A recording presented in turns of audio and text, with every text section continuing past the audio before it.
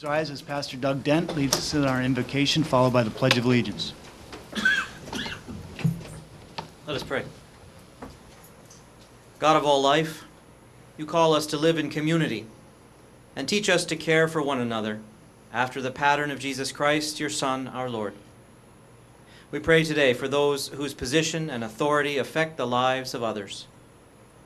We ask that you inspire them with a vision of our community as it might be, where love of neighbor and concern for one another will drive out discontent and strife, anxiety and fear. Help us all to work together with one heart and one will, with sympathy and understanding, to serve the common good, to minister to people in trouble and despair, and to multiply true happiness among us. We ask all this through Jesus Christ our Lord. Amen. Amen. I pledge allegiance to the flag of the United States of America and to the republic for which it stands, one nation under God, indivisible, with liberty and justice for all.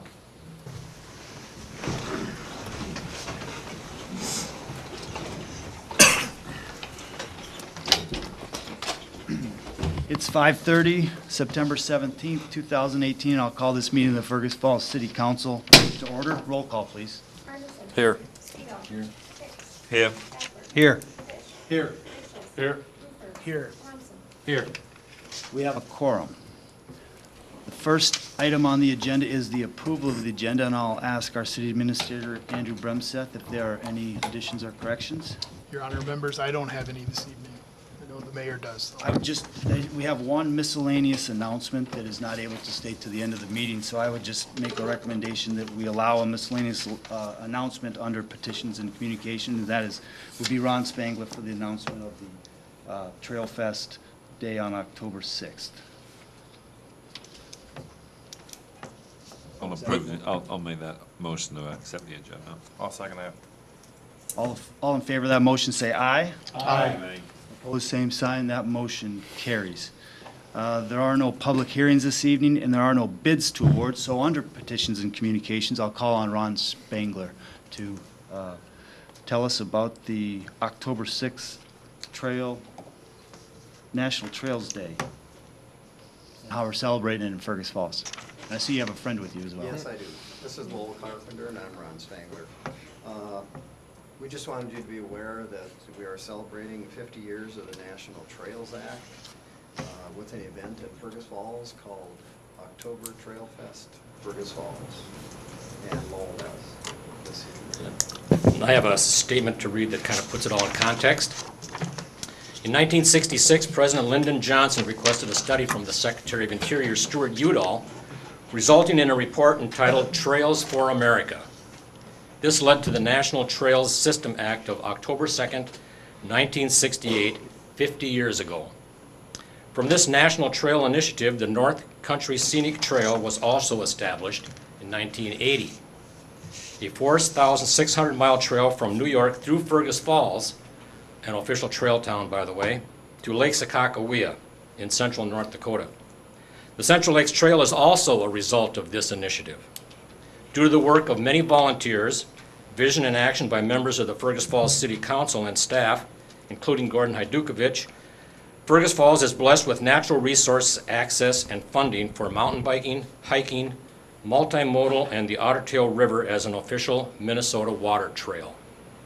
We appreciate how the City of Fergus Falls and City Council has favored and collaborated to help volunteers and organizations establish an additional 9.8 miles of urban connector, dirt trails, and signage within the city limits, and voted unanimously to establish Ferber Park mountain biking trails, as well as pursue funding to complete the new Glacial Edge Trail through downtown Fergus Falls toward Maplewood State Park.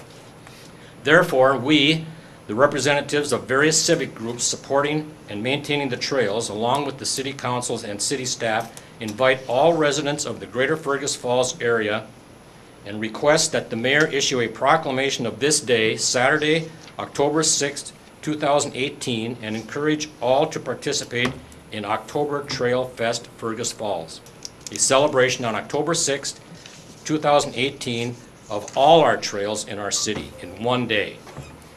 We invite the public to join and participate in all or parts of these activities on Saturday, October 6th, beginning at Ferber Park at 8:30 a.m. with mountain bike trail rides, and continuing with hiking on parts of the North Country Trail, riding on the Central Lakes Trail, kayaking and canoeing on the Otter Tail River Trail throughout the day. We also invite area residents to gather with us at 5 p.m. on that day at the Spot downtown for food and refreshments to commemorate and underline the economic, health, connectivity, and recreational aspects that all these trails bring to Fergus Falls. On behalf of all the volunteers, thanks to all who are making this happen, and we look to continue these efforts together with the city. Thank you. Thank you, Lowell. Thank you, Ron. We look forward to celebrating with you on October 6th. Very good, thank you. Next item on the agenda is the consent agenda, and there's a copy in your packet, and there's also a copy on the screen. If anyone has any of the items they'd like to remove for discussion, we can do that. Anthony? Good evening, Your Honor. I have a couple, and I'd actually like to, number 3, the resolution authorizing the Fergus Falls aquatic feasibility, and also the resolution on the conditional use permit, number 5. Okay. All right, we'll pull those. I'd make a motion that we accept the balance of the consent agenda. Resolution? Resolution. Okay, there's a resolution, there's a second. Second that. Thank you both. Roll call, please. Arneson. Yes. Spino. Yes. Hicks. Yes. Stafford. Yes. Fish. Yes. Rachel. Yes. Hoover. Yes. Thompson. Yes. That resolution is approved. Okay, item number 3 is a resolution authorizing the Fergus Falls Aquatic Feasibility Study Committee to enter into an agreement with Katrina Lynn Pearson to conduct a fundraising feasibility study. Anthony?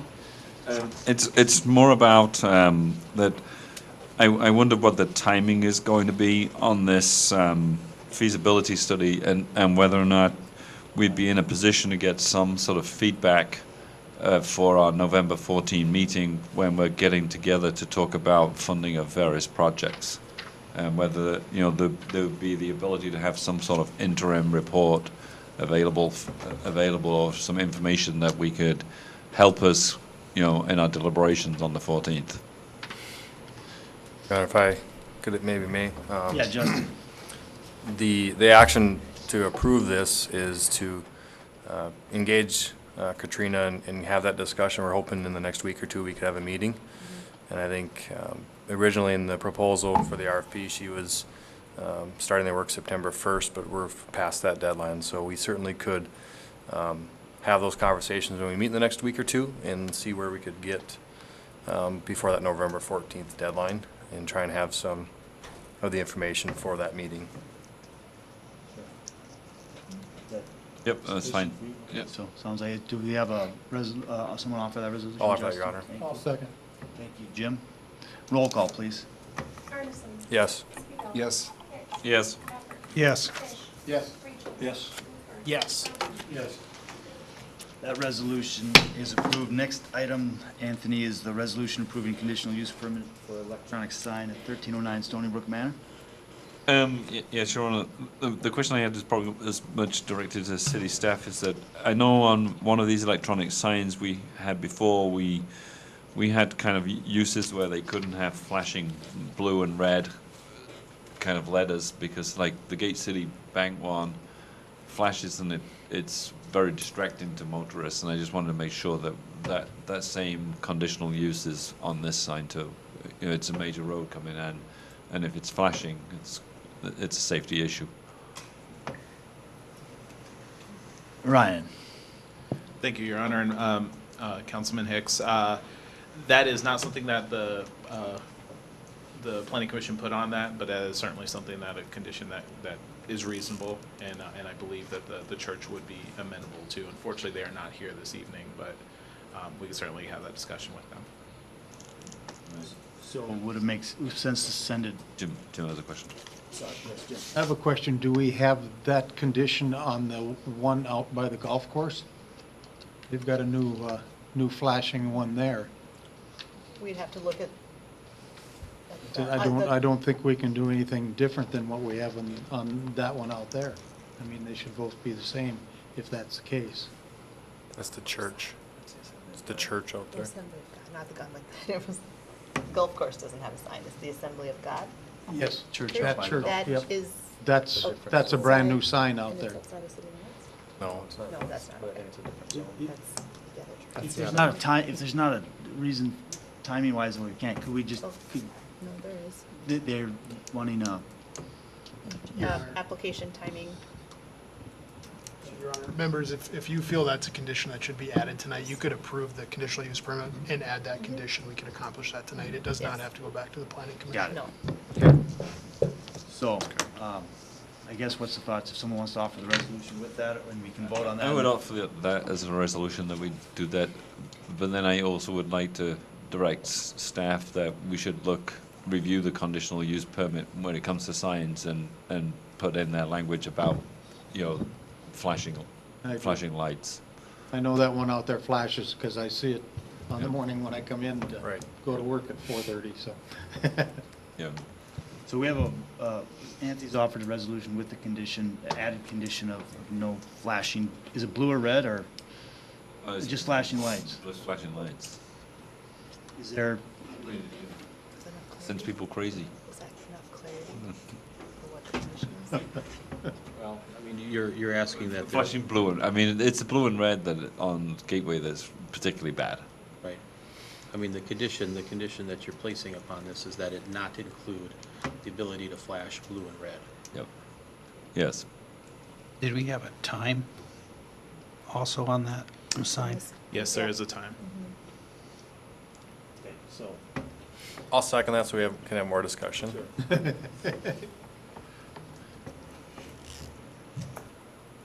anyone have any other thoughts, questions?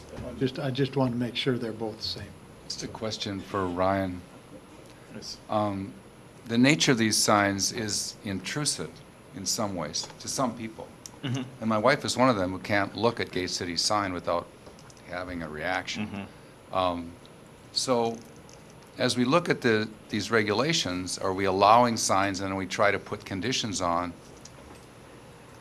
I'm just wondering if you can give us maybe in the future a little more help and direction on how they might create a special category for these signs, because can be seen from a long distance. Drivers can be distracted by them, and I don't think it's the same as some of the other conditional use things we're dealing with. Does that make sense? It certainly does, and that is one of the reasons why it is a conditional use permit in at least residential zoning districts.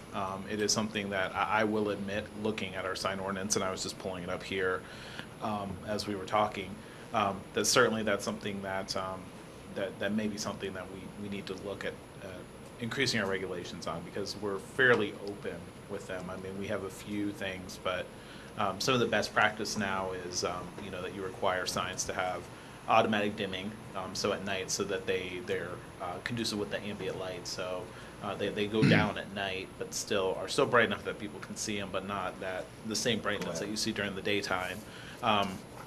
Also, there are some requirements that some cities have that you can't have them change message more than once every 8 seconds. Things that limit how much flashing and strobe, looking that you have. So that is something certainly that our ordinance could look at. I was just referencing here, our ordinance does say we have a 6-second requirement. We do say that you cannot flash, blink, or strobe your light. The use of flashing, blinking, and strobing shall also be specifically prohibited on all electronic message signs. So we do have some limitations. I think it's probably that they may not be written in a manner that makes them easy to enforce. Okay, that helps, because my thinking is decibels like hearing, you can start to get that and say if this is distracting, but for the sight thing, there's a different, it's a new technology, but it's a different response. So if it's distracting to people, we have to have a way of controlling that. Absolutely. And I appreciate your help on that. Yeah, thanks. Thanks, Rod. Any other questions? If not, we have a resolution on the floor. Roll call, please. Arneson. Yes. Steele. Yes. Hicks. Yes. Effort. Yes. Fish. Yes. Rachel. Yes. Hoover. Yes. Johnson. Yes. That resolution is approved. Thank you, Ryan.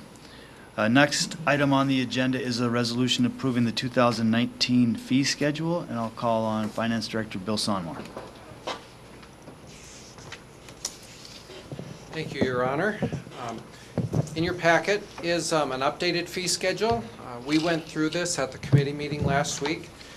I don't know if you want me to go through each of the changes. I will point out that we made some changes at the landfill from the schedule you had at your meeting, and I'm getting to that page in this packet here, hopefully. So if you go to page 10, we were talking previously about changing TV monitors and white goods. Those are remaining the same, and you'll see that in your packet that they are at the current rates. And then we are dropping the price for computer scrap and small electronics from $20 down to $5 for computer scrap, and small electronics from $12 down to $5. Otherwise, all the other things we went through at the meeting are the same as they were then. We didn't make any other changes, so. Thank you, Bill. Is there any You bet. questions there? Is there, yeah, so for discussion, is there a resolution to approve the fee schedule 2019? We'll offer that. Thank you, Jim. Second that, Your Honor? Tom, okay, now, discussion, Rod, did you have something? I know there's someone in the audience who wants to speak. There may be someone who wants to speak. Should I let them, you want to let them speak Spencer, first? did you want to speak to the native plantings? I know you had some comments. Good evening, Mr. Mayor. I was going to say commissioners at the county, council members. I was reviewing the fee schedule, and I think it's good, but I would like to speak to the permit for the natural landscaping of prairie grass or whatever. I have the copy of the ordinance here. Basically, what I'd like to say is I think the fee for creating a native landscape permit should be reduced or eliminated. There's quite a lot of capital outlay in planting to native. I think we want to model good behavior, and I just want to know, does it act as is it a revenue generating fee, or is it a disincentive fee, or what's the deal? So I would just recommend that. In the world that I work in, Otter Tail County, we have the shoreland ordinance. People are often, doing projects, and we talk about what the fees are for that. If they're too high, then people aren't going to get the permits in the first place, and then we come out and the trees are already cut down. And the tons of sediment are into the lake, and we don't even know about it until someone calls it in. So I think it's important to balance the fees to encourage compliance, but also to encourage people to try new things. And that's all I have. Thank you. Thank you, Spencer.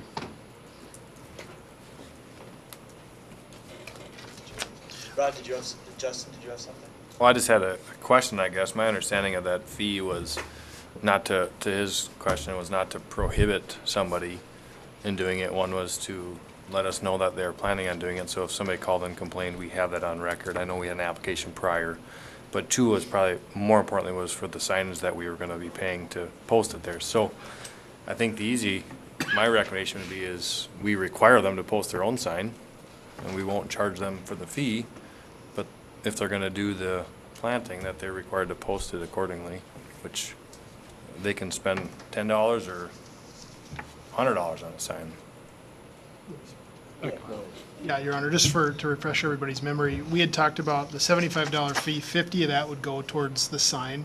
So we'd have uniform signage. We created what a sign would look like. So if there was a grass or a lawn that was out of control, if they had that sign, the neighbors would know that it was now in native plantings, and for that uniformity. And then the other $25 was spread out over 5 years. So really the annual permit is $5 a year, and that probably will not cover staff time associated with the permit itself. So if you want to take a different route on the signs, we certainly could do that. We don't have any signs out there. We were going to have that done the next time all the applicants came in for renewal. We have not had any new permits that have been issued since we talked about this last time. So, And then just to add as well, I believe the members of the Natural Resource Advisory Committee contacted you today, Guy, and asked that they want to possibly have a proposal in the, Lynn, not Len, Lynn. Got it, okay. So I think that they're discussing potentially a proposal somewhere in the near future, and so they didn't want to talk about this fee tonight, so I think they wanted to see before. But do you maybe know more about that, Rod? Well, yeah, it's been somewhere to be here, but then there was some medical issues and stuff, so there were going to be a couple. The vice chair or the co-chair of the the Mayor's Resource Advisory would like to just make it known that there's a couple things that cause a difficulty for us with this fee, and it's not that we don't think that we need to make sure that it's done orderly. We actually create kind of a problem, and these are the things we were considering, just so everyone knows why we're proposing that we either reduce or eliminate the fee. And the signs could be something that are put up, but not charged from the city side. The first thing is the city ordinance does not define the size of what is to be considered a native planting. The ordinance does not define the size. So what we end up with in enforcement is, if you have a flower bed of 4x4 and you've got native planting, under the law, that has to be feed. Or what size do you start the fees at? 8x8, 10x10, acreage-wise. That's a problem because the fee, it doesn't specify, so you're charging a fee from small to large. Secondly, what is really considered native plant in the city? This is a difficulty in horticultural. We say that what we know, but there is a lot of discussion about what is a native plant and a native planting. And that creates a problem for us in charging a fee for something that may not or may be. The third thing is the question, and this is raised by Eric, the co-chair, that the real question is the potential for weediness, which we've heard. But weediness is not about native planting. Weeds are something else, but they're defined in many ways by people. For one person, something is a weed, and for the other, it isn't. So there's an educational process here, and you can have complaints by neighbors about things that aren't weeds. They're native plants. And we don't know yet how that's going to play out but usually it's a positive thing. When they plant, they find butterflies and they find, things happening around, and it's an enjoyable thing when they see what actually a native planting is, because most people think it's just going to go to weeds. How many current permits are in place right now? How many times does the staff have to investigate the native plantings? These questions, I guess, are important. The last thing Eric raises is, the most important point is, the city of Fergus Falls, by this, is penalizing residents for planting native plants and trying to do the right thing. There are many benefits to using native plants, from minimizing erosion to increasing infiltration into the groundwater with their extensive root systems, providing a great source for pollinators. So we should be celebrating landowners who use native plants rather than non-natives. The city itself could cut lawn mowing and other maintenance costs in more of its property and save taxpayers if we landscaped with native plantings. So there are many benefits. Please reconsider charging residents of the city a fee to plant native plants. Other cities in the U.S. promote using native plants rather than penalize residents, and I'd rather Fergus Falls support something that is undoubtedly a good thing for the city and for the environment. That's from Eric Antonison. So I'm just bringing that and the discussion to the council that we would like to have that consideration, or have that reconsidered in the fee schedule. Scott? We spent a lot of time on that sign and on the discussion of this, and nope, they thought it was the greatest thing we ever did. Now I want it for free, or not, I want it to be charged nothing. We still gotta have the signs out there, which will cost taxpayers now to put them up.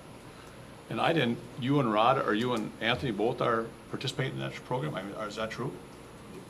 You got a sign, and you got a sign, Rod? I mean, is that? I don't have a sign. Oh, don't you? I mean, you guys in the program? I am. It's not required at this point that we. Well, I just wondered if you did. We kind of. It's a new program. Probably, and Anthony's not saying nothing, but I mean, just saying, if it's going to reduce, we get rid of the fee, you want it to pay that fee anymore. So I mean, it's like, what kind of a deal would, but I still think we need to charge a fee. What's your point? I'm not sure. What I'm saying is that if we reduce the fee, you're reducing it for yourself, because you're in the program, right? Well, there's a lot of things like that in Fergus Falls, but I don't control the native planting in Fergus Falls, so it doesn't benefit me financially. Program, Rod, or not? We're gonna bring this down. So anyway, what happens is, if we decide not to do this fee, the taxpayers will pay for the signs, because we've still got the signage we gotta do. And no, they don't. It's their suggestion is that the person that's doing the planning just puts it up. Is our ordinance say we have to have a sign? Right now? Guy? Yes. Who pays for the sign? It's part of the permit fee. Right. If we don't have the permit fee, we still have signs, who's gonna pay for it? Taxpayers. Not a budget item. The Nothing landowner, to budget for the it. landowner pays for it. You just said they're not gonna, if they build their own, but right now, no. Right now, we have to have a sign. Right, so we have to change, go back and, all that stuff we went through, all this for a month, we're gonna go and wipe that all out. And it was good back then, now it's not so good. So that's my question.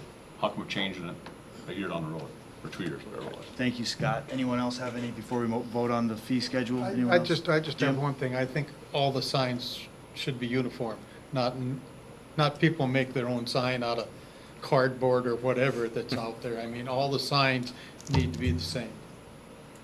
I would agree with Merit to that. Oh, I think that, yeah. I agree, I just thought it would be a way to get the heartache over the fee. They could provide their own sign, but I agree with you. Thanks for the discussion, everyone. Any other comments, thoughts before we vote? Are we voting on We're just, voting on the fee schedule, approving the fee schedule as presented. With, changes, the only changes from the Wednesday being the white goods and the computer that Bill mentioned on page 10. So the landscape permit fees are still in the schedule that you're acting on. That has not been changed. Correct. Okay, anyone have any questions, other comments? Roll call, please. Arneson. Yes. Speedo. no, Hicks. Yes. Packard. Yes. Fish. Yes. Rachel. Yes. Clifford. Yes. Thompson. Yes. That resolution is approved. Item number 2 is motion approving council member of the fire department trust fund. I had suggested Councilmember Fish. I know you have a long history in this, but ultimately that'll be up to the council. So we need to appoint someone to the fire department trust fund.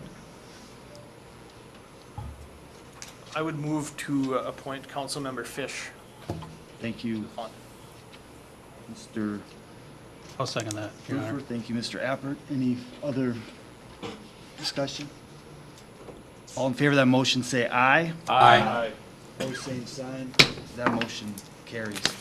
Tonight, there is presentation of claims in the amount of $1,504,512.78, and we will need a resolution to approve the payment of those bills. Move, we pay the bills. I'll second. Thank you, Jim. Thank you, Scott. Any questions, we'll direct them to our finance director. Seeing none, roll call, please. Arneson. Yes. Speedo. yes, Hicks. Yes. Packard. Yes. Fish. Yes. Rachel. Yes. Clifford. Yes. Thompson. Yes. That resolution is approved. Under board, committee, and department reports, item number 1 is a resolution approving the final plat for the Ridgewood Meadows, and I'll call on City Administrator Andrew Brumsett. Yes, thank you, Your Honor. Members, late this afternoon, a representative of the development group provided to the city a request for, or an agreement for a 60-day extension for the final plat for Ridgewood Meadows, which would allow the city more time to discuss with the developer some of the concerns that we've heard over the last couple weeks and some of the things that have been identified that could resolve some of the differences that we've heard from neighbors and others in the area. So tonight, the action that I would request the city council do is pass a resolution acknowledging this 60-day extension and pushing the item back to the planning commission, essentially restarting the final plat process. The people within the radius would be notified again of that public hearing, and that entire process would start over. In the meantime, city staff and other representatives of the city will meet with the development group to determine if there's a resolution that is acceptable for all parties, and I'm optimistic that that's something that'll happen over the next 60 days. Thank you. Andrew, is there a resolution to that effect? I will offer that. Thank you, Jim. I'll second that, Your Thank you, Honor. Jared. Before we vote, I know there's some members of the audience that are here on this issue tonight. I think the time to really voice, you'll have an opportunity at the public hearing at the Planning Commission, but I did tell you that you'd be able to speak tonight, so if you want to just generally, you feel free to come up if you want to address. If you want to wait till the Planning Commission, that's up to you. But Jim Iverson, go ahead. Yes, thank you. My name is Jim Iverson. I live at 720 Damica Drive. It's on the corner of Damica Drive and South Martin Street. My wife Jill is right over my left shoulder here. We have 4 children. They're all very young, ages 1, 2, 5, and the oldest one is 14. I'm here just to express concern. I spoke with Council Members Speedall and Hicks and the Honorable Mayor Schreier on this concern already. It's just to the rest of the commission, make sure that this gets heard publicly, our concerns, and we'll note there's at least 4 of our single-family residents that are in the audience here as well tonight, along with me. I speak for our family, however, just pointing out that they are here as well. One of the biggest concerns is the traffic. It's an uncontrolled intersection back in that area. There's no speed limit signs. We left our old neighborhood of Channing and Kelvin, which was 30-mile-an-hour zones with no intersection control whatsoever. I've witnessed accidents firsthand. We have kids running around the neighborhood. There's no yield signs. We left that neighborhood to go to a new single-family development with no traffic, chose to face our house to Damica Drive, and did not have any idea the initial plans of townhouses or townhomes, whatever you call them, are coming in the neighborhood. With that said, we agreed to pay for the assessments too, not knowing this. Now with all the added traffic as well, we're paying for the assessments with 30 new townhouses, construction vehicles, and all this extra traffic that's going back there, and have concerns of damage, who is responsible for, or if sidewalks go in. Now am I paying more assessments for that neighborhood back there to access this busy part of Fergus Falls? Thirdly, concerns with emergency vehicle response in that limited area. The road narrows going down there. If you're familiar with the area, going down South Martin to the south, you have to come back east on Damica Drive, and then would have to go back south again on Kelly Court to wrap all the way around the cul-de-sac as currently proposed. That is what our neighbors are very concerned with. The amount of increased traffic and amount of half of a block area which goes right by our place with our children, and no intersection or no inlet outlet to get back there. Also, was this planned to be questions regarding, was it a senior townhouse capability? With that said, just keep in mind the amount of ambulance calls that would be going past our quiet residential neighborhood that was supposed to be single family that we understood.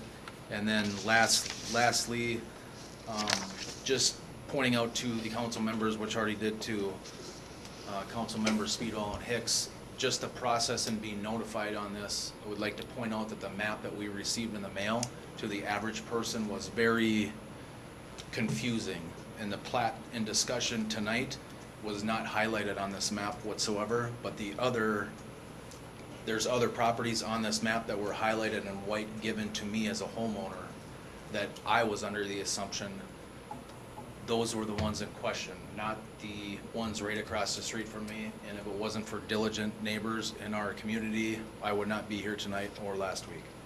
So just passing on some of the concerns as our family. And like I said, there's another family member or another person here in our neighborhood, but there's at least 4 of us in our neighborhood that are here tonight expressing our concern. So thank you. Thank you, Jim. Thank you. All right, so hopefully we're going to be able to address those issues with the developer and bring it back to the planning commission. Jason, did you have something to add? Hello, I'm Jason Batzlaff, 705 Damica Drive. I live just down the road from Jim. I just wanted to, I'm very appreciative of the fact that we get a 60-day extension. I worked with a lot of you guys over the last week to try to, I guess, work towards a solution. I know you guys did a lot of stuff behind the scenes, so I'm appreciative of that. I just want to understand whether anything needs to happen from the city from a direction perspective to try to direct city policy in this specific instance of working with developer towards the fact that we specifically want an entrance off of Martin. So I mean, I just don't know if that's direction that should come from the council so that it's better understood that that's exactly what we're against. We're opposed to all traffic funneling around Damica Drive and then up on a brand new street and going around on an 800-foot cul-de-sac. And I just want to make sure that that stuff is clear. If that's clear through other discussions you've had, or if that needs to be something made clear during the council meeting. It is. I think our city engineer understands that, and we've had those exact conversations with the developers. So that's the direction that we're going towards, and confident that we're going to be able to come up with a solution. And again, it'll go back through the planning commission, so you guys will have an opportunity to have comments at that time. There'll be a public hearing on it. So. Sure. Thank you. Yeah. Thank you, Jason. All right. So, yeah, you guys, Rod. Yeah, having spent hours listening to what the specific concerns were, and having worked hard to figure out, this is in our backyard, so it's a block from my house. It's in Ward 4. And so as a representative of Ward 4, I applaud the fact that there's an extension granted. However, I believe the residents' will is that we give some direction to what should happen in that plat. And to that end, I want to propose a general motion that simply says that we are directing the Planning Commission and staff to engage a developer to revise the plat to include a second point of entry off Martin. That's a main concern of the residents. A second point of entry off Martin with the condition that access for construction traffic use this second point of entry off Martin rather than Demeka Drive. Now, I believe I've talked to all the homeowners in terms of agreeing with this, and so it's just general direction, but I would like to make that a motion as we go back and look at this with staff. So there is some direction because it has come to us and we've dealt with it and we want to represent our residents. We have a resolution we'll vote on, and then if you want to bring up a motion after that, you can, that's be appropriate at that time. Yes, Anthony? I think the other thing that's actually concerning is this, the ambiguity in the map that was sent out. You know, the fact that it wasn't clear, you know, to the residents, and I think that's something that we actually should review, you know, in somewhat of a post-mortem on this, as to, you know, how we can make sure that doesn't happen in the future.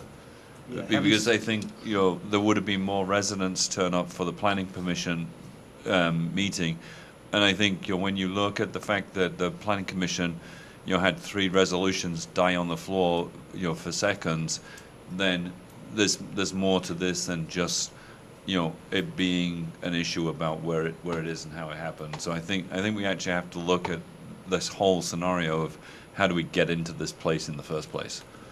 Yeah, I think we've had that discussion. I think that Yep. just including that plat, having it, if that plat would have been included on top of the notice, or in the notice they got, that would have, I think, solved some of this Yep. issue initially.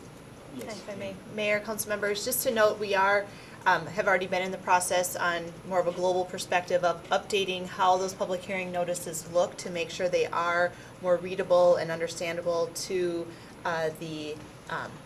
the neighboring property owners who are being noticed. So that is something that was in process before this matter even came forward. So we're clearing up, making it more plain language is the terminology that we are trying to incorporate into these notices, and ensuring that the appropriate graphic representations are included within those notices. So beyond this particular application, that is something that globally has been talked about. And then as well, with Ryan on board now, we are starting a process of reviewing applications. Again, that'll be a more holistic view on those applications prior to them coming before a planning commission or city council. Okay. So we have a resolution accepting the 60-day extension and also bring this back to the planning commission. I guess we could amend that resolution to include Rod's point about a second access off of Martin, and also, second point was construction. The condition that the construction use the second point of it off of Martin rather than going through the residential You give that area. recommendation to the planning commission and to city staff to include that in there. Your Honor. Do we have a, I thought it was done. yeah, I was just going to say. Discussion I or? believe, Jim, who offered the resolution? I offered the Petition resolution. offered.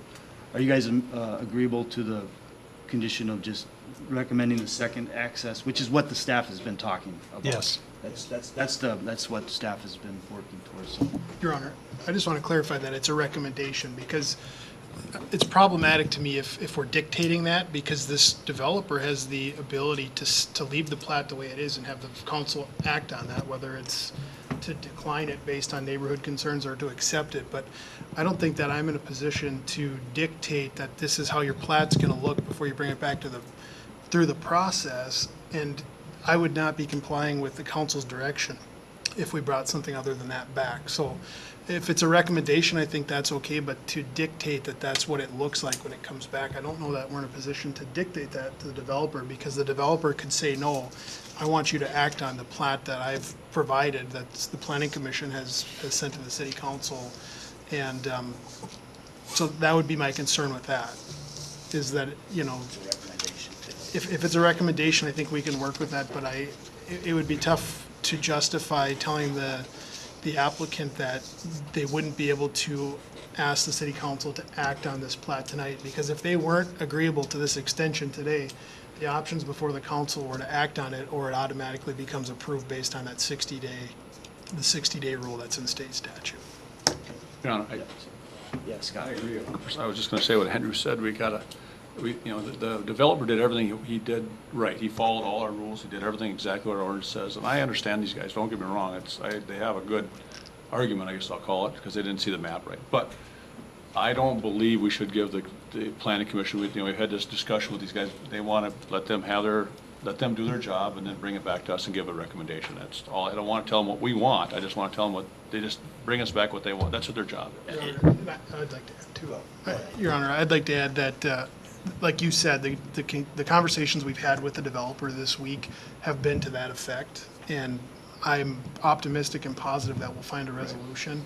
And so the developer's aware of the neighborhood concerns, and the developer's aware of the intention and what we would like to see, but I don't think we're in a position to dictate that, is all I'm saying. So I just wanted to clarify that. And then, I think we're on the same page what we ultimately want. So can we just make it, the language say that the recommendation that, I mean, if we add the words, the recommendation is, rather than that they should. then at that point, I would not accept an amendment. Okay, so you don't accept the amendment, so we're going to vote on the original resolution, which is to accept the extension of the 60 days for the final plat decision, and also to refer this back to the planning commission. So, Your Honor? Yeah, we're going to vote on that. Go ahead, Rod. You have one last thing, and then we can bring up the Yeah, second motion if you I want. have a lot of people that have asked me, so I just want to make sure that they are agreeable to this direction that we're going forward with. Do you have any objections to that? You're the homeowners there, are you? Is this all right? They're going to have the opportunity to speak to this at a public hearing. I think everyone's in agreement that that's the ultimate goals. What we're looking for is the second access to the property and the construction. So I think we're all on the same I'm page. fine We're with the just- recommendation. we're yeah. just- We're all on the same page. We're just talking about it in different words, so. I think, Ron, then it would be good if the council could see some of the documentation that went out that was ambiguous, you know, to the homeowners. If we could circulate that, that'd be great. Is that in the packet? Not the July one. Yeah, not the July one. Not the one that, had they got, I mean, this is a black and white one, but had they got, you know, this isn't what's in the packet today. And this was the one that was highlighted, showing the houses on D'Amica versus the plat. So I think council needs to see that, you know, just so that, you know, otherwise, you know, people would have been at the planning commission with a different stance. Sure. Okay. We're all good? Can So we're we- voting on the original resolution, which is to defer this, or to accept the extension of 60 days with the developer in order to seek bring this back to the planning commission, which at that point, the residents of the neighborhood will have their opportunity to speak on the issue. So, roll call, please. Arneson. Yes. Speedall. Yes. Hicks. Yes. Patrick. Yes. Fish. Yes. Ringles. Yes. Rupert. Yes. Thompson. Yes. That resolution is approved. Item number 2 is a planning commission request for West Ridge Mall area redevelopment, and I'll call on city planner Ryan Vitlock. Thank you very much, Your Honor, and members of the council. Ruth, our vice chair, was going to be in attendance this evening, but was not feeling well. So I am speaking on behalf of the Planning Commission.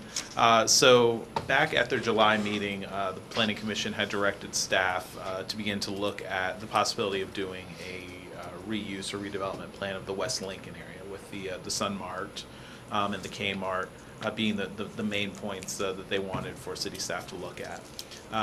City staff took that direction. When I came aboard, that was one of the first things I worked on, and we looked at looking at kind of 3 different areas along West Lincoln for study. The first one would be really more focused on just the Sun Mart and the Kmart out to the mall area. The second one expands a little bit to the north and looks at Fleet Farm and some of the general areas around there. And then the third one is more of an overall West Lincoln, I'm going to call it a gateway plan. All of them had pros and cons. I provided a memo that kind of outlined them, but really kind of my philosophy as a planner is that planning doesn't happen in a vacuum. And so we can plan for what happens at West Ridge Mall, what happens at the Sun Mart and the Kmart, but there's going to be effects that go beyond that. You're going to have now what happens with the property, what happens with Fleet Farm and some of the vacant property that they have on the market and things like that. And so Planning Commission took staff's recommendation under advisement, and they advised staff that they want for staff to begin looking at kind of the area 3 that I call it, more of the greater West Lincoln gateway plan. And some of those reasons are what I have heard from residents, and I know what the Convention and Visitors Bureau has heard as well, is that the Lincoln Avenue interchange really doesn't have much of an identity. You get off there, you don't really know you're in Fergus Falls. It could be any interchange between here, between St. Cloud and Fargo. And so really taking this plan as an opportunity to create a true gateway for the city. Maybe look at some signage, really get people, instead of just stopping for fuel and then getting back on the highway and going to their destination, maybe encouraging them to come to downtown. The city's making a huge investment over the next couple of years, and I think we want to encourage people to really check that out. And so that's the direction that they would like to see staff go. As part of that, this ties in kind of to the overarching discussion that has been going on of the city doing a comprehensive plan. We have a lot of different plans. We've got our downtown riverfront plan. We've got the Northeast River Reach plan that's now been completed or is about to be completed. We've got this possible plan kind of in the hopper. So we have a bunch of small plans. We don't have an overall plan of how these all tie together. And so what a comprehensive plan would do would be looking at transportation. It would be looking at all modes of transportation: bike, pedestrian, vehicular. It would be a land use plan. It would look at areas of where there could be future industrial development, future commercial development. It really is an overall comprehensive plan. There is some expense to that. Amy Baldwin, our Director of Community and Economic Development, has been looking at kind of putting together a funding package for that. And that's the direction that Planning Commission would like to see this go. Not just doing a gateway plan just for the West Lincoln area, but actually trying to tie this into a comprehensive plan. And with that, Amy may have some more discussion on kind of some ideas on that. So. Sure. Just to add to that, mention of the financing, and there has been discussion certainly of the ped and bike plan with funding from West Central Initiative, and the match for that is within the 2019 budget, as the council has previously discussed. There are several other pools of funding that I think we could bring together, and then thinking about the scope to be designed of that broader plan, starting with a focus, because there is that more immediate need of providing direction on reuse and redevelopment opportunities on that West Gateway area, specifically the retail segment. That could be a first, but then it ties into that bigger comprehensive plan work that would also be taking place. So creating a focus area within the comprehensive plan. We're lucky we have the downtown plan already done that could be incorporated and includes components typically that you would see within a comp plan, and that was completed by design in that manner so that it could be incorporated. I've spoken to other communities and who have undertaken their comp plans or updates to their comp plans, and one challenge they had is that they spent a lot of time on their downtown district that pulled from some of the other work within the community. So we're in a good position that we already do have that, though as the Planning Commission discussed and Ryan reviewed, there is a desire to have that focus on that West Lincoln area, specifically around the retail, but that to be incorporated within that broader comprehensive plan. We had the joint meeting with the school board recently that talked about the discussion around the next potential elementary school, how that would fit in, what growth patterns could be driven by the placement of that elementary school within the community. So I think there's a lot of reasons that we should look at that broader plan, given where we are right now and those larger pieces that are happening with the elementary school and some of these other needs. So just to add a little bit to that. And the final thing I'll say, the benefit of a comprehensive plan is, I've been on the job for about 2 months now, and I see where ordinances probably need some updating. And a comprehensive plan is really, I think, going to show what the community thinks is important, where the community thinks where the community wants to see the city go in the next 25 or 30 years, and that is going to be vital information on what do our ordinances look like? Are we looking at where we need to have some more design standards? Are we looking at where maybe our parking standards may be too high? I mean, there's a lot of different things that a comprehensive plan, the policies that come out of it, can then be used to dictate kind of where our ordinances go. And that's typically what is done. Is typically a city will write a comprehensive plan, and then they'll do an overall kind of review of their ordinances. And so that's typically what's done, and I think that's a great side benefit of having a comprehensive plan, is then we can really begin to change those ordinances to put that plan into effect. So. I have one more comment. Yes, I think that was a very good point, that it's truly a policy document. While it's called a comprehensive plan, it sets in place policies for the long-term growth and development of the community in a wide variety of areas, so that it's while the word plan is in there, it's really a guiding policy, and sets that in place, gives guidance to further do work within the community and prioritizing and identifying opportunities. Thank you, Amy. Thank you, Ryan. Just a question. So I believe at the Planning Commission level, the discussion was whether or not to have the, set the boundaries for the study, or do a comprehensive plan. Was there a recommendation from the Planning Commission to go towards the comprehensive plan, or how'd that discussion play out? So the Planning Commission is cognizant of the funding realities, and they have stated that if a comprehensive plan is not something that we think could be funded in the near future, then they would like to see us move forward with a small area plan for that Area 3, the greater kind of West Lincoln Gateway area. So ideally, yes, they'd like to see a comprehensive plan. If the funding's not there, then their second choice would be for us to do some type of a plan on that larger West Lincoln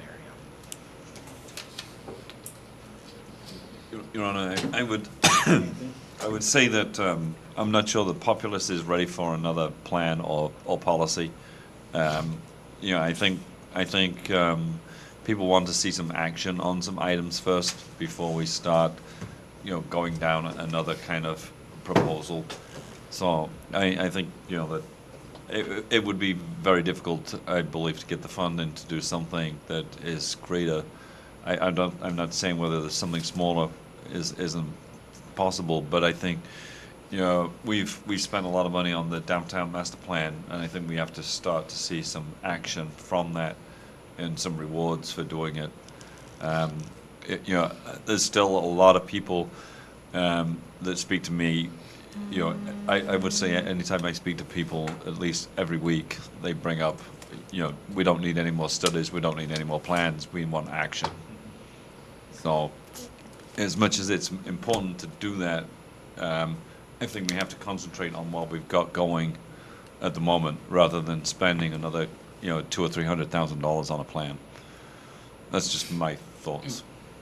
I agree 100%. The people that you talk to, boy, you did a plan for this or plan for that, and you try to explain them, we have to have plans in place for qualifying for different monies and stuff, but it's, that's the biggest question you get hit with is another plan, and more money spent on plans and nothing's getting done, and I agree with that, and I have to go along with that too. I think it's the action component that Anthony was referring to too. I don't want to lose sight of not addressing our ordinances and revamping those, just because I think we still need to continue down that road. But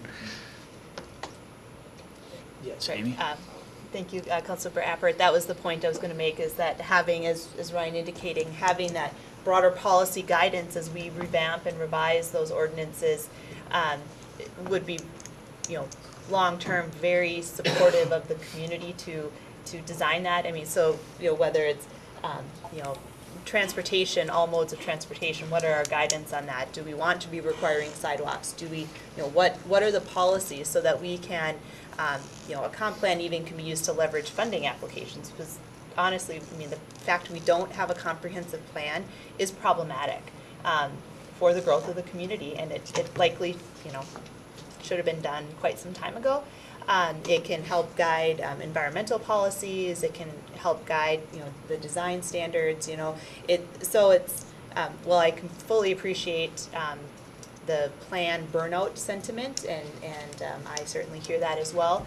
Just keeping in mind that, to revise the ordinances without it makes it much less meaningful. So, just to add that additional thought.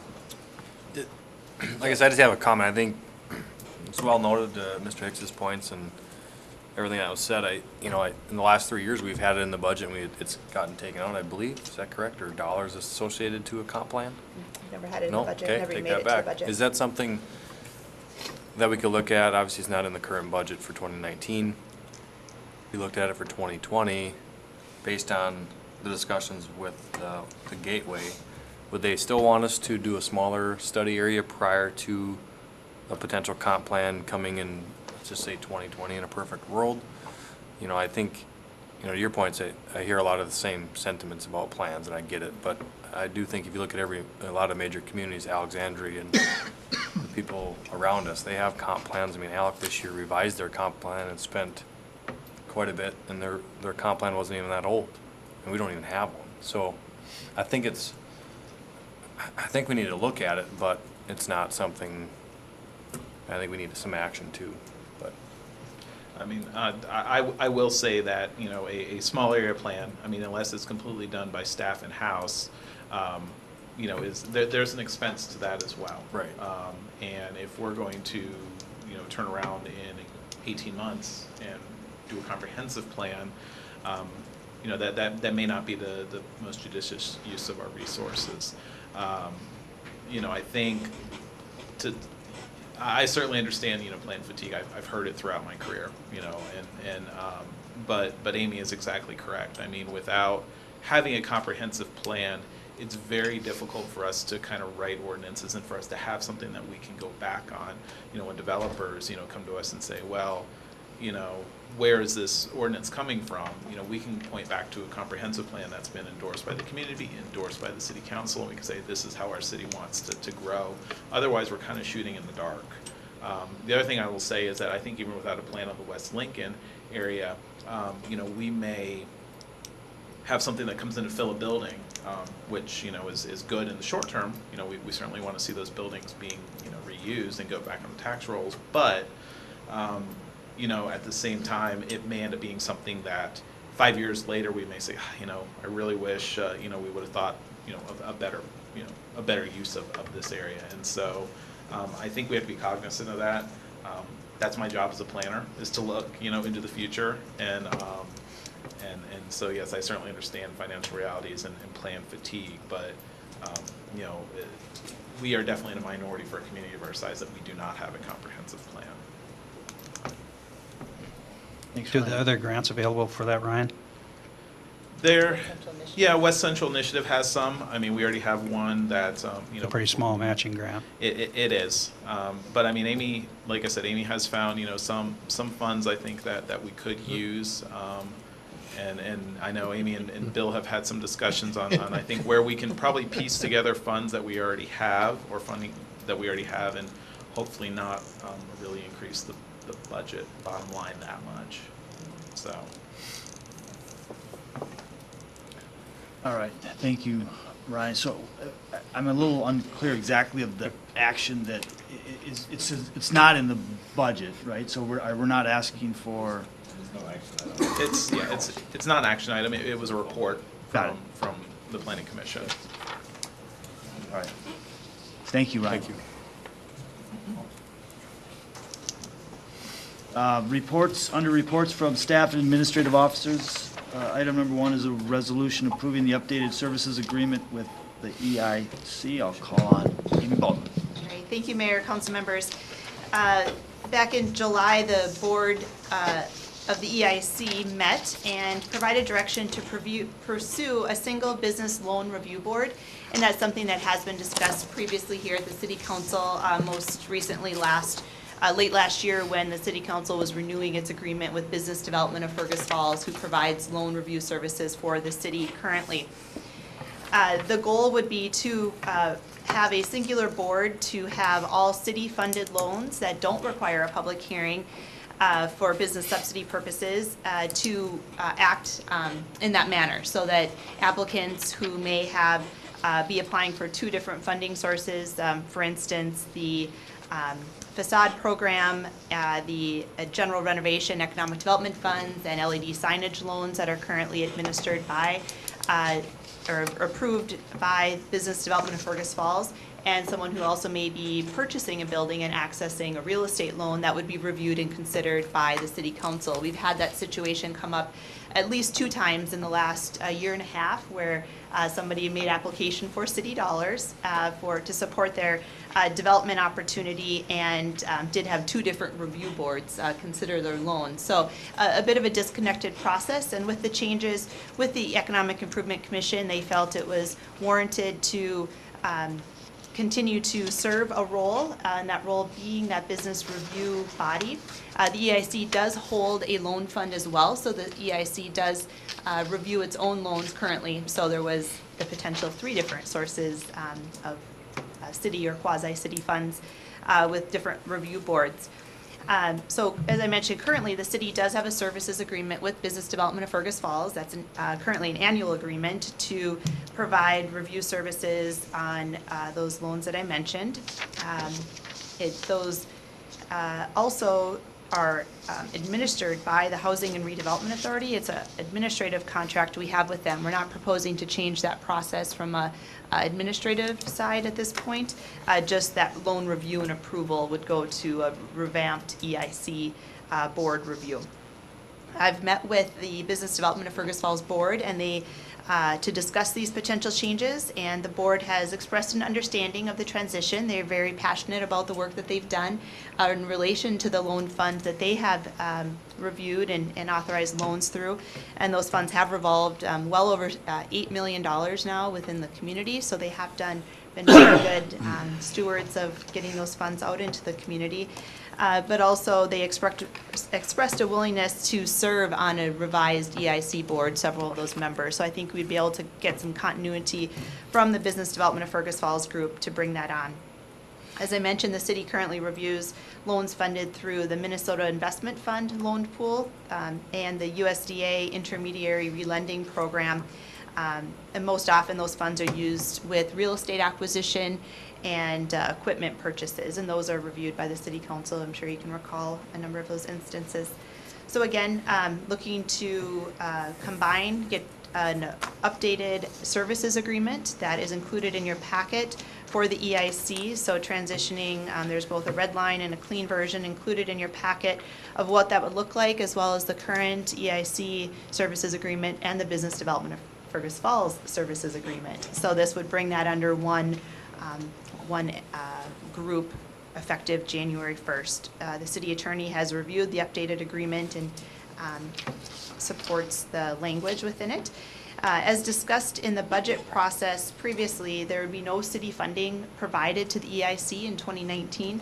Any expenses related to loan fund administration would be paid out of the loan fund balances, as currently happens with the loan management that we conduct. So be happy to answer any questions. Thank you, Amy. Any questions, Anthony?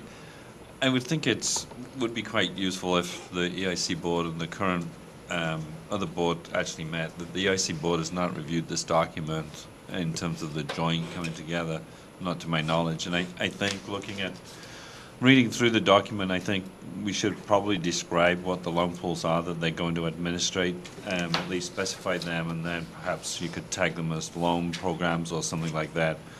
But I think we need to be more specific. I think we probably should also address the number of board members within this service agreement, and also at least have an understanding of how they're going to get appointed, whether they're going to be mayoral appointments or whether they're going to be appointed by somebody else. And and at least get some clarity on that. And I fully endorse the fact that we're trying to reduce 2 boards into 1. But I think it would be good for the EIC board and the other board to meet prior to kind of bringing this to council for approval, because I haven't seen it until they came out in the packet. So, and I think it would be just prudent that the 2 groups come together and make sure everybody's on the same page.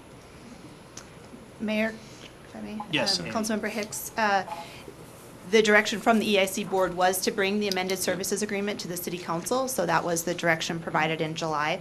The EIC and Business Development of Fergus Falls serve the city, so it would be appropriate for the city, I believe, to provide a draft to those boards. So that's, the city is the We can lead do it the agency. reverse way, but I don't want this to become set in stone tonight. To table it until? I'd make a motion that we table it until both the EIC board and the Business Development of Fergus Falls board get to review the red lines. There's a motion, is there a second? I'll second that, Your Honor. Second, now discussion on the motion to table. Well, Justin? so if we, I mean, it wouldn't be rubber stamped. I mean, they both would have a chance to review this, even if we went through with the resolution, correct? So we'd have to have a second reading, or no? No? Okay. If we approve it tonight, It's approved, okay. So the motion is to table it until presumably 2 weeks and have, I guess the motion would then send this out to the Business Development of Fergus Falls and the EIC for their comments, and then council take action in 2 weeks. Is that kind of, is that? And then I can talk to Amy about, I think that meeting should be joint so that we're coming back to the uniformed, the approval's coming back uniform. Otherwise, it's going to bounce backwards and forwards. So there's a motion and a second to table this issue Mayor? until Mayor? 2 weeks. Yes, Mayor? Amy? I'm going to be out of town for 10 days, Got so it. it will not be back in 2 weeks. So anyway, just to table it, it won't be 2 weeks, so. For a month. Table it until we get the groups together to discuss it. Yes, There you we have go. time. So, sorry, there's no Yeah. timetable set with it. All in favor of the motion, say aye. Aye. Opposed, same sign, that motion carries. Thank you, Amy. Hey, Mayor, can I make one comment, please? I should have done this, the comp plan. Yes, you should have. Can we add that to our November 14th action item for discussion for that comp plan? Can we add that to the November 14th agenda as a council? Sure. Thank you. Oh, that's to the November 14th discussion, city council. Got it. Don't forget about it. Thank you. Your Honor, I think we should mention what that November 14th date is for the Sure. public's knowledge, and because we keep bringing that up. At the committee of the whole meeting last week, the council asked staff to come up with a date to have a discussion on the bigger priorities in developing a funding plan for some of these bigger projects. And November 14th is the date. I believe 8 a.m. to 10 a.m. is the preliminary time, but that's what the council's referencing tonight when they're talking about the November 14th date. I know it came up in the work session earlier as well, so. That is open to the public as well, so. There is no old or unfinished business. There's no new business that I'm aware of. Under miscellaneous announcements, there will be a council work session, October 1st at 4:30 regarding the landfill. And Andrew, did you have a announcement? Your Honor, members, council member asked me before the meeting if I would just remind everybody about the ordinance related to signs, whether they be political signs or other organizations in town. We've seen an obvious influx of signs over the last couple months, and just wanted to remind everybody that the city ordinances require that those signs be placed outside of the city right away. So we have seen quite a few signs that are right up next to the road, or a lot of times, homeowners will remove them to mow and then they inch closer to the curb. And just want to remind everybody that right of ways is the boundary. Generally, if there's a sidewalk in an area, it's behind the sidewalk, not in front of the sidewalk. Just to ensure that there's safety with our pedestrians and people using the streets, not blocking any views. The city does remove signs if they are problematic and are in the right of way. We try not to have to do that, but wanted to be proactive and just give a reminder that signs are not allowed in the right of way. One other item, Your Honor, if you could. We were fortunate this weekend to have Amy Klobuchar come to town And when we met with her, we were wearing our Fergus Falls Yes buttons, and she asked, obviously, what was that all about? Was there something on a referendum that we were voting on? And we had the opportunity to explain that yes is about a change of attitude from saying no. And a classic example would be, the D'Amico Drive discussion tonight. That rather than just saying no, let's find common ground to make both parties amenable and happy. And anyway, she wanted to take some buttons back to Washington so that some of her fellow colleagues in our capital could understand Fergus Yes. So it was a good day with her. Any other announcements? Talk about 100. Don't you just mention about the good time you had out there? So I'm going to call on Scott Ranches to give us a little recap of the Wissota 100 that was in town this past 4 days. And I will say I was out there 3 of the 4 days, and I had, I was out there. I was out there 4 days, and I had a 5 of the blast. 4 of the 5 days. It was a great week. We had 360 cars show up, 330 campers. Rush, we don't have the numbers for Saturday night. We'll get them on Thursday, but we figure about 12,000 people came through the gate Wednesday night through Saturday night. So we had it was a great event, and it